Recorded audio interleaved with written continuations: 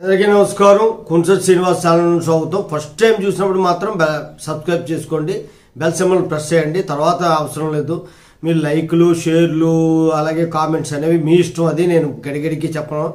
అయితే ఎందుకు అంటే కొద్దిగా ఎంకరేజ్ చేసినట్టు ఉంటుంది. అలాగే మన తాలూకా వీడియోలు చాలామందికి పాస్ అవ్వాలి. ఎందుకు పాస్ అవ్వాలి అంటే లీగల్గా ఖచ్చితంగా తెలుసుకోవాలి. రాజ్యాంగం గురించి, మన చట్టాల గురించి నాకు తెలియదు అనడానికి లేదు, తెలుసుకొని తీరాల్సిందే. లేకపోతే మీరు ఖచ్చితంగా ప్రాబ్లంలో పడతారు. ఈరోజు సుప్రీంకోర్టు బ్యాంక్ ఉద్యోగులకు షాక్ ఇచ్చింది అంటే ఒక తీర్పు వచ్చింది. ఏంటి, ఎందుకు బ్యాంక్ ఉద్యోగులకి ఎగెనిస్ట్గా ఇచ్చిందంటే లక్షల మంది బ్యాంక్ ఉద్యోగులు పనిచేస్తున్నారు దేశవ్యాప్తంగా. వాళ్ళకి జీతాలతో పాటు అనేక సదుపాయాలు కూడా కల్పిస్తూ ఉంటారు.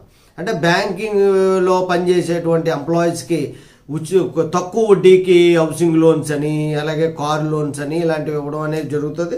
దీని మీద వడ్డీ చాలా తక్కువ ఉంటుంది. ఇలాంటి విషయాల్లో సుప్రీంకోర్టుకి వెళ్ళారు. లోన్లకి ఏవైతే వీళ్ళకి తక్కువ వడ్డీకి లోన్లు ఇస్తారో లేదా బెనిఫిట్స్ ఇస్తారో అవి పన్ను పరిధిలోకి రావు అని చెప్పేసి ఆ సంఘాలు, బ్యాంక్ సంఘాలు అనేవి కోర్టుకు వెళ్ళాయి.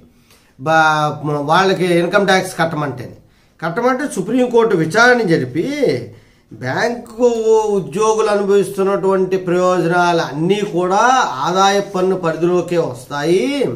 ఈ రాయితీలపై మేము పన్ను కట్టవసరం లేదు, ఎందుకంటే ఆదాయ పన్ను చట్టం 1961 సెక్షన్ 17(2) క్లాజ్ 8 ప్రకారం, అలాగే రూల్స్ ఏవైతే ఉన్నాయో 1962 రూల్స్ సెక్షన్ 3 క్లాజ్ 7(I) కింద రాజ్యాంగబద్ధంగా అధికారాలు ఉన్నాయి మాకు అని చెప్పి వెళ్తే అన్నీ మీకు వర్తించవు.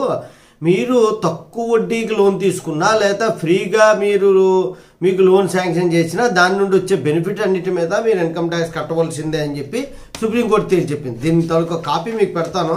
ఈ ఆదాయ పన్నులు వీటి మీద మనకి సరిగ్గా కన్ఫ్యూజ్గా ఉంటుంది. దాని మీద మీకు ఏంటంటే అవి చదివితే ఇంకా కొద్దిగా అవగాహన వస్తుంది. దాని మీద మీరు ఎలా కావాలంటే అలాగా మీకు అవసరం బట్టి చూసుకోవచ్చు. జై హింద్, భారత మాతా కీ జై.